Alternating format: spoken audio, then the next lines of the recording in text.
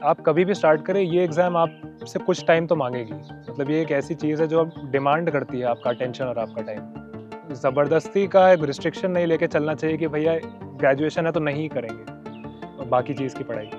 अगर आपको टाइम मिल रहा है, आप टाइम बना पा रहे हैं, तो मेरे हिसाब से आपको तैयारी शुरू कर देनी चाहिए। यही मानता हूँ कि जो बंदा इंटरव्यू स्टेज तक आया है, वो इक्वली डिज़र्विंग है। उसमें कोई दो राय नहीं है, चाहे उसका सिलेक्शन फाइनली हो रहा है या नहीं हो रहा है, कुछ नंबर की बात होती है। अगर किसी एक दिन किसी दूसरे एग्ज़ामिनर के पास कॉपी चली जाती है चेक होने वाली मेंस की, तो मे बी वो लिस्ट में होते हैं। तो मैं उनसे यही बोलूँगा कि आप हताश मत होइए, आप इतना पास आ चुके हैं। जैसे टेलीग्राम में बहुत सारे ग्रुप्स ऐसे रहते हैं या यूट्यूब में ऐसे बहुत सारे चैनल्स रहते हैं जहाँ से आप बहुत ज़्यादा पिन पॉइंटेड इन्फॉर्मेशन और जो कि आपके इस प्रिपरेशन को बूस्ट करे ऐसी इन्फॉर्मेशन निकाल सकते हैं। लेकिन वहीं पे अगर आप उसका मिसयूज़ करना शुरू कर दें या फिर अगर आप माइंडलेसली उसको यूज़ करें तो फिर वो बहुत दिक्कत भी पैदा कर सकता है।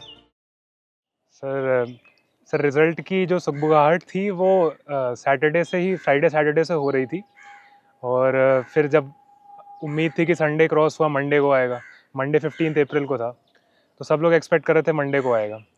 लेकिन मैं अंदर ही अंदर चाहता था कि 16 अप्रैल को आए, ट्यूसडे को आए, क्योंकि 16 अप्रैल को मेरी मम्मी का बर्थडे भी होता है और वो एक पावन दिवस वैसे भी था क्योंकि उस दिन दुर्गा अष्टमी भी पड़ी हुई थी। तो मैं मन ही मन चाह रहा था कि मंडे को नहीं आए, ट्यूसडे को आए और वैसा ही हुआ। फिर ट्यूसडे को 1:30 बजे के अराउंड रिज़ल्ट आया और उस समय भी एक थोड़ा-सा एक हास्य सी चीज़ हुई उसमें कि मैं वेट कर रहा था काफ़ी समय से रिज़ल्ट आएगा, रिज़ल्ट आएगा। हाँ, जेब में मैं उस दिन दुर्गा कवच लेके बैठा हुआ था कि भैया रिज़ल्ट आए तो दुर्गा माता के प्रोटेक्शन रहे। लेकिन जैसे ही मैं कुछ क्षण के लिए वॉशरूम गया, उसी समय पता चला कि रिज़ल्ट आ गया और मैंने खुद पीडीएफ नहीं देखी, मेरे एक दोस्त हैं स्कूल के, उन्होंने मुझे कॉल करके बताया कि तुम्हारा सिलेक्शन हो गया है, 212 रैंक आई है। तो पहले तो विश्वास ही नहीं हुआ कि ऐसा कुछ हो क्योंकि काफ़ी समय से तैयारी कर रहे हैं। मेहनत करी है लेकिन हमेशा एक वो अनसर्टेनिटी रहती है यूपीएससी में कि मेहनत हमेशा ही नहीं रिवॉर्ड होती है, थोड़ा-सा आपका किस्मत का भी रोल रहता है उसमें। तो जब उस मेरे दोस्त ने बताया तो मैं थोड़ा-सा चौंक गया कि अच्छा हो गया है। फिर जाके अपने मम्मी को बताया, मम्मी को भी थोड़ा-सा अविश्वास सा हुआ उस समय। फिर बैठ कर के जब पीडीएफ देखी हमने, 3 बार मैंने चेक करा पीडीएफ को। पहले अपने नाम से चेक किया, फिर स्क्रॉल करके चेक किया, फिर रोल नंबर से चेक किया। तब मुझे जाके थोड़ा-सा विश्वास हुआ कि हाँ, इस एग्ज़ाम को मैंने फाइनली क्लियर कर लिया है। फिर अपने बाकी परिजनों को मैंने इसके बारे में इन्फॉर्मेशन दी और फिर सब लोगों ने फिर सेलिब्रेशन किया। मेरा नाम अमितेश पांगती है। मैं लखनऊ का ही पला-बड़ा हूँ। मेरी पिताजी आर्मी से रिटायर हुए हैं एज़ अ कर्नल। मेरी जो मदर हैं वो केकेसी जो डिग्री कॉलेज है चारबाग लखनऊ में, उसकी ऑफिशिएटिंग प्रिंसिपल रिटायर हुई हैं। मैंने अपनी स्कूलिंग सेठ एमआर जयपुरिया स्कूल से करी है लखनऊ में ही और अपने अंडर ग्रेजुएट को मैंने आईआईटी दिल्ली से इलेक्ट्रिकल इंजीनियरिंग में पारित करा है और 2019 से मैं सिविल सर्विसेज की तैयारी में ही लगा हुआ हूँ। ये मेरा 4th अटेम्प्ट था, सेकंड इंटरव्यू था और पहली बार मैंने इस एग्ज़ाम को क्लियर करा है। सर यूपीपीसीएस से उम्मीदें थी मेरी क्योंकि काफ़ी समय से यूपीएससी की तो तैयारी मैं कर ही रहा था और जैसा हमें पता है कि काफ़ी ओवरलैप है यूपीपीसीएस और यूपीएससी में। तो इस बार मैंने सोचा था कि अटेम्प्ट यूपीपीसीएस में भी देता हूँ। तो मैंने तैयारी करी थी और मेंस मेरा क्लियर हो गया था। फिर इंटरव्यू के समय पे मैं ध्येय आईएएस में भी गया था, वहाँ पे मैंने 2 मॉक इंटरव्यू दिए थे, ज्ञान सागर सर से मिला था मैं। तो वहाँ पे भी जाके मुझे ऐसा फ़ील हो रहा था कि मैंने अच्छी परफ़ॉर्मेंस दी है और मैं उम्मीद कर रहा था कि रिज़ल्ट आ जाएगा। लेकिन जब फाइनली सिलेक्शन नहीं हुआ, कोई भी पोस्ट नहीं मिली, तब थोड़ा-सा मैं हताश हो गया कि क्या कमी रह गई है। लेकिन उस समय भी मेरे पेरेंट्स ने और मेरे दोस्तों ने कहा कि यूपीपीसीएस का तो तुम्हारा ये पहला अटेम्प्ट था, बट यूपीएससी में तो तुम ऑलरेडी 3 अटेम्प्ट दे चुके हो, एक बार इंटरव्यू स्टेज तक ऑलरेडी जा चुके हो। इस बार भी तुम्हारी इंटरव्यू कॉल है। तो तुम ऐसा मत सोचो कि अगर पीसीएस में नहीं हुआ है तो यूपीएससी में भी नहीं होगा। तो उससे मुझे थोड़ा-सा मोटिवेशन मिला, आत्मविश्वास मिला और फिर मैंने जा कर के जब अपना इंटरव्यू दिया 5 अप्रैल को यूपीएससी में और उसके कुछ दिनों बाद ही जब 16 अप्रैल को रिज़ल्ट आया तो फिर मुझे अपने अंदर एक कॉन्फिडेंस था कि हाँ, कुछ ना कुछ तो मेरा सिलेक्शन होने का चांस है इस बार। सर बिल्कुल, ये बहुत ही एक लंबी जर्नी है और ये लंबी जर्नी इस वजह से हो जाती है कि कई बार हमारी गलती नहीं भी होती है, कई बार किस्मत में ही नहीं लिखा होता है कि इस अटेम्प्ट में होगा। तो ये जर्नी जब बहुत सारे हमें हमें वो फेलियर्स देती है, हमें ऐसे हर्डल्स देती है, उस समय मुझे लगता है कि जो सबसे इम्पोर्टेंट है वो आपका पीयर ग्रुप और आपका सपोर्ट सिस्टम हो जाता है। उसमें आपके पेरेंट्स, आपके बाकी घर वाले रिलेटिव्स, आपके फ्रेंड्स, वो बहुत इम्पोर्टेंट हो जाते हैं। मेरे कुछ ऐसा एक स्कूल के फ्रेंड्स हैं, कुछ कॉलेज के फ्रेंड्स हैं और मेरे मम्मी-पापा हैं, मेरे मौसा-मौसा जी हैं, एक मेरे कज़न भाई है जो कि यूएस में काम कर रहे हैं। ये हमेशा मुझे मोटिवेटेड रखते थे जब भी कोई ऐसा सिचुएशन आती थी जिसमें मैं नहीं क्लियर कर पाया उस अटेम्प्ट में। तो वो मुझे मोटिवेशन देते थे और मुझे मेरे अंदर वो खूबियाँ देखते थे जो उस समय मैं भूल जाता था कि मेरे अंदर हैं। तो ये चीज़ आई थिंक सबसे ज़्यादा इम्पोर्टेंट है इस समय कि कोई आपके अंदर वो खूबियाँ देख पाए उस समय, जिस समय आपको ऐसा लगता है कि आप नहीं काबिल हैं किसी चीज़ के। तो वो चीज़ मैं हमेशा लेके चलता था और मेरे मम्मी-पापा दोनों ही मेरे अंदर बहुत ज़्यादा बिलीफ रखते थे क्योंकि मैंने स्कूल टाइम से और आईआईटी जेईई में भी अच्छा परफॉर्मेंस करा था। उन्होंने देखा था, उन्हें पता था कि अगर मैं लगा रहूँगा तो मैं इसमें निकाल ही लूँगा फाइनली। और तो इस बार जब फिर रिज़ल्ट आया तो फिर वही ऐसा लगा कि जो बहुत समय से एक वो था, ओवरड्यू था, रिज़ल्ट वो फाइनली आ गया है, जिसके लिए जिस चीज़ में बहुत ज़्यादा इन्वेस्ट करा था उसका अब डिविडेंड मिलना शुरू हो गया। मुझे ये लगता है कि सबसे पहले इसमें ज़रूरी है कि कोई भी डिसीज़न में हम ज़्यादा जल्दबाज़ी ना करें यूपीएससी में। चाहे वो ये डिसीज़न है कि हमें यूपीएससी देना है या नहीं देना है, और अगर देना है तो हम क्या ऑप्शनल चूज़ कर रहे हैं, इसमें जल्दबाज़ी से कोई फ़ायदा नहीं होगा। मैं ये अपने एक्सपीरियंस से बता सकता हूँ क्योंकि मैंने अपना फर्स्ट ऑप्शनल चूज़ करने में जल्दबाज़ी करी थी। इलेक्ट्रिकल इंजीनियरिंग में जो मेरा अंडर ग्रेजुएट सब्जेक्ट था मैंने ले लिया था। लेकिन मुझे 2 अटेम्प्ट के बाद ये रियलाइज़ेशन हुआ कि नहीं, इस एग्ज़ाम के लिए एक ह्यूमैनिटीज़ ऑप्शन मेरे लिए ज़्यादा सूटेबल रहेगा। तो फिर मुझे स्विच करना पड़ा था अपने 3rd अटेम्प्ट में। तो मैं सबसे पहला एडवाइस तो किसी को भी यही दूँगा कि आप अपने ऑप्शन को चूज़ करने में आराम से महीने, 2 महीने, 3 महीने लेकर के उसको डिसाइड करें। उसके बाद जब आप प्रिपरेशन शुरू करते हैं, तो सबसे ज़रूरी है एक सही तरीके का बेस बनाना, किसी भी चीज़ के लिए वो ज़रूरी होता है। तो मैं यही बोलूँगा कि जैसा ही सब लोग कहते हैं कि एनसीईआरटी की किताबें हैं या फिर ऐसी कुछ जो फाउंडेशनल किताबें हैं, जैसे मॉडर्न हिस्ट्री के लिए स्पेक्ट्रम कही जाती है और पॉलिटी के कही जाती है लक्ष्मीकांत के लिए, इससे आप ज़रूर शुरुआत करें और कोशिश करें कि जितना ज़्यादा इसके कंटेंट को आप अपने अंदर बैठा सकें उतना करें। फिर जब एक लेवल ऑफ अंडरस्टैंडिंग डेवलप हो जाती है ये सब चीज़ पढ़ करके, तब मैं बहुत जो चीज़ मुझे लगता है सबसे इम्पोर्टेंट है इस एग्ज़ाम को क्लियर करने के लिए है, वो है आंसर राइटिंग। जब आपने अपना बेस बना लिया है, तब आपको सिर्फ़ एक ही काम करना है, आपको आंसर्स लिखने हैं। आंसर्स लिखने हैं और किसी को चेक करवाने हैं कि भैया आप बता दो मुझे कि आंसर मैं कैसे लिख रहा हूँ। जब आप स्टार्ट कर रहे होते हैं तो हम अपने आंसर्स को पढ़ के हमें लगता है हम तो बहुत अच्छा लिख रहे हैं। लेकिन एग्ज़ाम में आपकी कॉपी कोई और चेक करने वाला है, जो आपको बिल्कुल नहीं जानता है, जो जिसको ये नहीं पता आपके दिमाग में क्या चल रहा है या आपका क्या प्रीवियस अचीवमेंट रहा है। वो आपका बस एक ही ज़रिया है उससे कनेक्ट करने का, और वो है आपका आंसर। तो आपको उस चीज़ को अपना पुख्ता करना है। तो मैं उस चीज़ की एडवाइस सबको दूँगा। और प्रीलिम्स के लिए डेडिकेटेड प्रिपरेशन तो मुझे लगता है कि लास्ट के जो 3 या 4 महीने, अगर आप फर्स्ट अटेम्प्ट है तो आप मे बी 4 महीने आपको देना पड़ेगा, क्योंकि उसमें कुछ ऐसे फैक्ट्स हैं, कुछ ऐसी चीज़ें हैं जो आपको घोटनी पड़ती हैं, जो कहा जाता है कि रटना पड़ता है आपको एकदम। मतलब वो चीज़ जैसे अब आर्टिकल्स हो जाएँगे हमारे पॉलिटी के, या फिर हिस्ट्री में कोई कुछ डेट्स हो जाएँगी, या क्या सीरीज़ ऑफ इवेंट्स रहा है, या आर्ट एंड कल्चर से रिलेटेड चीज़ें हो जाएँगी। वो चीज़ आपको डेफ़िनेटली 4 महीने में अच्छे से प्रिपेयर करना है और बहुत सारे मॉक टेस्ट देने हैं। मैं ये एडवाइस करूँगा प्रीलिम्स के लिए। मेंस के लिए मैं यही कहूँगा कि जैसा मैंने बोला, answer writing is the key to success. और जितने ज़्यादा आप टेस्ट दे पाएँ और इवैल्यूएट करवा पाएँ, फीडबैक ले पाएँ, उस फीडबैक को इनकॉर्पोरेट कर पाएँ, वो अच्छा रहेगा। इंटरव्यू मुझे लगता है कि एक ऐसा स्टेज है जिसमें ये वो यूपीएससी जानना चाहता है कि आप अपने आप को कितना अच्छा जानते हैं। जब आप किसी से बात कर रहे हैं, आप कितने कॉन्फिडेंटली उससे अपने पर्सनैलिटी, अपने कैरेक्टर, अपनी वैल्यूज़ को कैसे दिखा सकते हैं।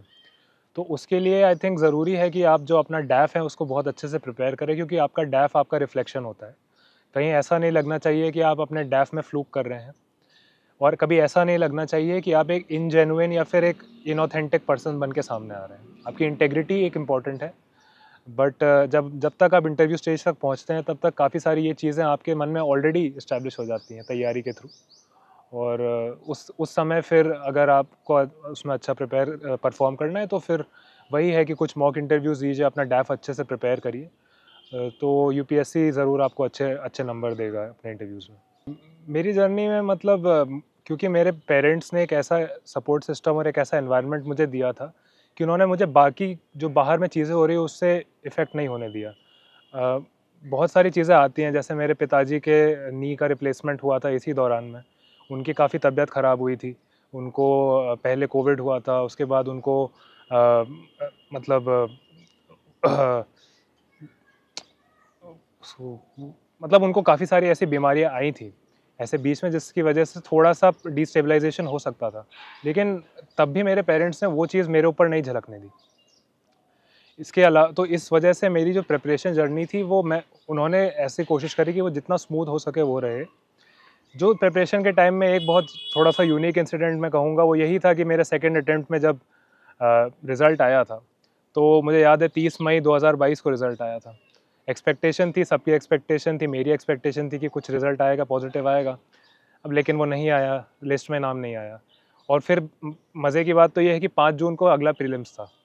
5 दिन की तैयारी का टाइम था। उसमें अपने आप को वहाँ से इस स्टेज एकदम पास आकर के जो एक वो डिस्पेयर की भावना आती है, उससे अपने आप को उठा करके वापस 5 दिन बाद एक ऐसा प्रीलिम्स देना जो कि इतना अनसर्टेन होता है, वो मुझे लगता है कि उन 5 दिनों में उन 5 दिनों से मैं अपनी प्रेरणा आगे से लेता हूँ कि उन 5 दिनों में जब मैं एक प्रीलिम्स क्रैक कर सकता हूँ, तो मैं काफ़ी हद तक इस एग्ज़ाम को क्लियर भी कर सकता हूँ।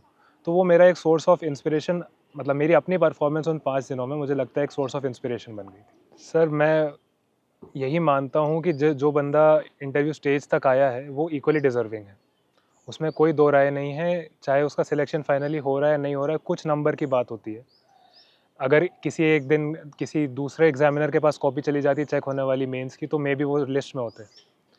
तो मैं उनसे यही बोलूँगा कि आप हताश मत होइए, आप इतना पास आ चुके हैं। उसके बाद फिर मुझे लगता है कई हद तक किस्मत का रोल रहता है।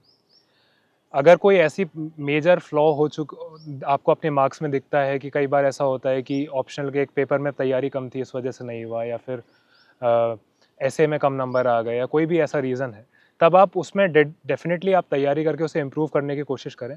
लेकिन ये मत सोचें कि आपकी अभी नहीं हुआ है तो कभी नहीं होगा। आप इतना पास आ चुके हैं, और जैसे मेरा भी ऑलरेडी यही एक्सपीरियंस था 2021 के अटेम्प्ट में, जब 2022 में रिज़ल्ट आया कि मेरे कुछ दोस्तों का हुआ और मेरा नहीं हुआ। मुझे ये लगता था कि क्या मतलब पॉसिबल भी है ये होना? लेकिन उसमें लगे रहे, तैयारी तो में इम्प्रूवमेंट करते गए, और जब वही कहते हैं कि लेडी लक या किस्मत आपके साथ जब आ जाती है फाइनली, तब फिर आपका सिलेक्शन यहाँ पे हो जाता है। सर, सोशल मीडिया तो डेफ़िनेटली आज के हर मतलब आप अपने आप को उससे दूर रख ही नहीं सकते हैं, मुझे ये लगता है। लेकिन वही बात है कि वो एक डुअल यूज़ टेक्नोलॉजी जैसे हम कहते हैं, कि जैसे एक रडार का एक बहुत अच्छे तरीके से भी उपयोग करा जा सकता है और एक बहुत खतरनाक तरीके से भी उपयोग करा जा सकता है, वैसे ही सोशल मीडिया है। आप उसका बहुत अच्छा इस्तेमाल करके, जैसे टेलीग्राम में बहुत सारे ग्रुप्स ऐसे रहते हैं, या यूट्यूब में ऐसे बहुत सारे चैनल्स रहते हैं जहाँ से आप बहुत ज़्यादा पिन पॉइंटेड इन्फॉर्मेशन, और जो कि आपके इस प्रिपरेशन को बूस्ट करे, ऐसी इन्फॉर्मेशन निकाल सकते हैं। लेकिन वहीं पे अगर आप उसका मिसयूज़ करना शुरू कर दें, या फिर अगर आप माइंडलेसली उसको यूज़ करें, तो फिर वो बहुत दिक्कत भी पैदा कर सकता है। तो अंत मैं यही बोलना चाहूँगा कि जो भी आप काम करें, सोशल मीडिया या इस प्रिपरेशन में कोई भी ऐसी चीज़ है, वो माइंडफुल होकर के करें। आपका गोल आपके दिमाग में क्लियर होना चाहिए, और जब आप सोशल मीडिया भी यूज़ कर रहे हैं, तो आप माइंडफुल रहने चाहिए कि हाँ यार, मैं इतने ही समय के लिए थोड़ा-सा एंटरटेनमेंट के लिए यूज़ करूँगा, और कोशिश करूँगा जितना ज़्यादा मैं फ़ायदा उठा सकूँ सोशल मीडिया से, जो मेरी प्रिपरेशन को बूस्ट करे, ईज़ी कर दे, वो करने की कोशिश करें। तो आई थिंक यही बोलूँगा मैं कि माइंडफुलनेस, जो बुद्धा भी कहते हैं कि माइंडफुलनेस बहुत इंपॉर्टेंट है, एक अच्छा पथ एक अच्छी लाइफ़ जीने के लिए। मैं वही एडवाइस करूँगा एस्पिरेंट्स को। ख़्याल सर, मुझे ऐसा लगता है कि ये थोड़ा-सा ओवररेटेड है कि अचानक से कोई चीज़ पसंद आ जाती है। कई चीज़ें आपकी लाइफ़ में चल रही होती हैं। अब जैसे मेरे पेरेंट्स हैं, दोनों ही सर्विस जॉब्स में थे। मेरे पापा ने आर्मी में सर्व करा है, मेरी मम्मी टीचर रही हैं। तो कहीं न कहीं मेरे दिमाग में ये था कि मुझे भी एक ऐसे किसी सर्विस, मतलब जिसमें आप पब्लिक फेसिंग जॉब में आप कर रहे हो, या फिर अपने देश को सर्व कर रहे हो, ऐसी जॉब में जाना था मुझे। लेकिन ये चीज़ मुझे उस समय नहीं रियलाइज़ हुई जब मैं आईआईटी के प्रिपेयर कर रहा था, या फिर मैं कॉलेज में था। लेकिन जब कॉलेज में मैं गया, आईआईटी ने मुझे ऐसा एक्सपोज़र दिया, ऐसे लोगों के लिए ऐसे अपॉर्च्युनिटीज़ दी, कि कुछ ऐसी पोज़ीशंस ऑफ रिस्पॉन्सिबिलिटी थी। जैसे मेरी फ़ुटबॉल, जो हमारे कॉलेज की फ़ुटबॉल टीम थी, उसका मैं वाइस कैप्टन बना। फिर वहाँ पर ही मैं जाकर के कुछ बच्चों को गुड़गाँव के स्लम्स में जाकर के फ़ुटबॉल सिखाता था। तो इन सब चीज़ों से जब मैंने ये चीज़ करी, और जब मैं एक्टिव एक मेंबर बना सोसाइटी का, तब मुझे रियलाइज़ हुआ कि ये करने में मुझे इंटरेस्ट आ रहा है। तब फिर मैंने सोचा, और उसके साथ ही मैंने एक इंटर्नशिप करी थी सैमसंग में। तो तब मुझे उस एक्सपीरियंस से मुझे बहुत कुछ ख़ासा जॉय नहीं मिली। तो मुझे ये लगा कि मेरी रुचि थोड़ी-सी एक देश और समाज सेवा के डायरेक्शन में है। और उसके बाद फिर मैंने ठान लिया था कि हाँ, यूपीएससी एक अच्छा एक अपॉर्च्युनिटी, एक करियर पाथ है जिसमें कि मैं ये चीज़ें कर पाऊँगा।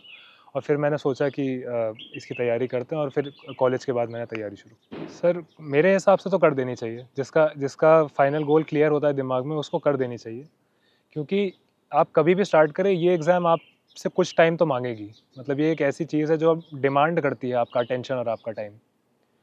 तो अगर किसी के बचपन से ही उसके दिमाग में क्लियर है कि मुझे आईएएस बनना है, आईपीएस बनना है, सिविल सर्वेंट बनना है, तो मेरे हिसाब से कोई ऐसा ज़बरदस्ती का एक रिस्ट्रिक्शन नहीं लेके चलना चाहिए कि भैया ग्रेजुएशन है तो नहीं करेंगे और बाकी चीज़ की पढ़ाई।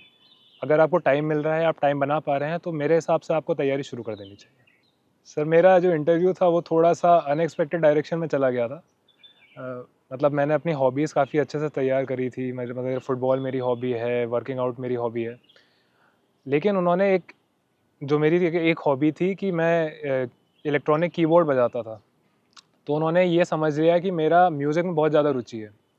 तो वो म्यूज़िक में भी मैं क्योंकि यूजुअली मैं क्लासिकल या राग जो क्लासिक हिंदुस्तानी क्लासिकल के राग हैं उसमें ज़्यादा मेरी रुचि है। लेकिन उन्होंने मुझसे फिर जैज़ और हिप हॉप के बारे में पूछना शुरू कर दिया।